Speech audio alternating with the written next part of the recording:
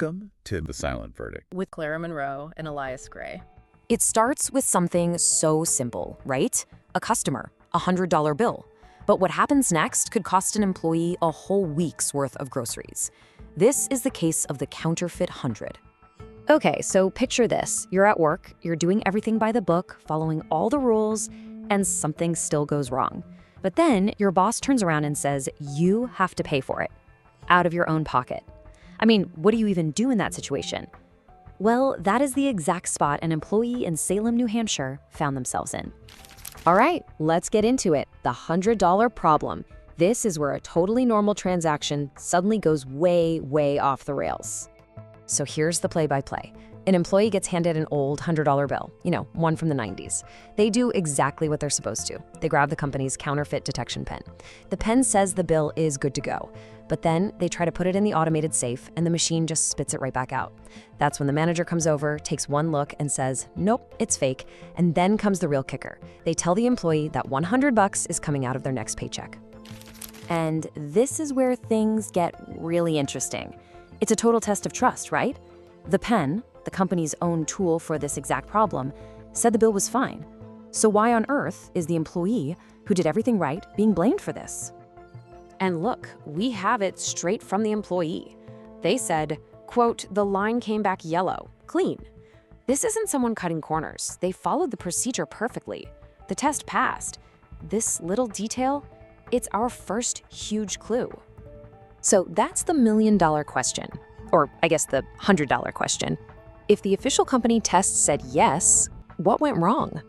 The answer to this, oh man, it opens up a whole can of worms about high-tech fakes and some pretty clever low-tech tricks. And you won't believe where the answer comes from. A commenter online shared this absolutely wild piece of family history. They said, it's called bleaching, and my cousin did 7 years in federal prison for it. 7 years! That tells you this is no small-time operation. So what in the world is bleaching? Honestly, it's kind of brilliant in a terrible way. Counterfeiters take a real bill, like a $5 bill. They use chemicals to literally wash the ink off, so they're left with a blank piece of real government-issued currency paper. Then they just print a $100 bill right on top of it. Okay, so why does the pen fall for this? It's simple. The pen is basically a one-trick pony.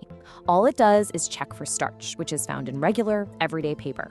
Since a bleached bill is printed on real money paper, there's no starch, so the pen thinks it's legit. But what does the pen miss? Everything important. The security strips woven into the paper, the raised feel of the ink, the color-shifting ink, all of it. Counterfeiters know this flaw, and they exploit it big time.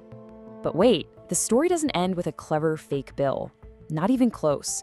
Because even if we assume it was a counterfeit, what the manager did next is arguably even worse. And it brings up a huge legal red flag. Let's just say for a second the bill was fake. The question then becomes, is it even legal for your boss to just take that money out of your paycheck, especially when you followed their own rules? Should you have to pay for the company's loss? And the answer, at least in New Hampshire where this all went down, is a hard no. It is completely illegal for an employer to deduct cash shortages from your wages. So get this, whether the bill was real or fake, it almost doesn't matter. What the manager tried to do was against the law, period. Okay, so you know you're in the right, but how do you prove it? That's the next step, getting it in writing. The advice people gave was just brilliant. The idea isn't to ask your manager for proof. They'll probably say no. Instead, you create your own. You have the verbal conversation and then right away, you shoot them an email. Something like, hey, just following up to confirm that you'll be deducting $100 from my pay. Boom. Now you have a time-stamped electronic paper trail of their illegal instruction. It's such a smart move. But hold on. Just when you think this is a simple case of an illegal wage deduction, the story takes one more wild turn. And we have to consider a brand new, very unexpected suspect. What if the $100 bill was never fake to begin with? I know, it sounds crazy after everything we've talked about, but think about it. A bunch of people pointed out something really fishy. The manager never called the cops. They never called the Secret Service. That's what you're supposed to do with counterfeit money. So why didn't they? And then one commenter dropped this bomb. Your manager may have just pocketed it. And just like that, the whole story flips on its head. Maybe the employee isn't a victim of a counterfeiter at all. Maybe they're a victim of their own manager. who saw a chance to blame a machine, dock an employee's pay, and pocket a perfectly good $100 bill. And this theory starts to look pretty solid when you think about how finicky those automated safes can be. They can reject a perfectly good bill just because it's old, or wrinkly, or has a tiny piece of tape on it. The machine could need a software update or just a simple recalibration. The point is, the safe rejecting the bill proves absolutely nothing.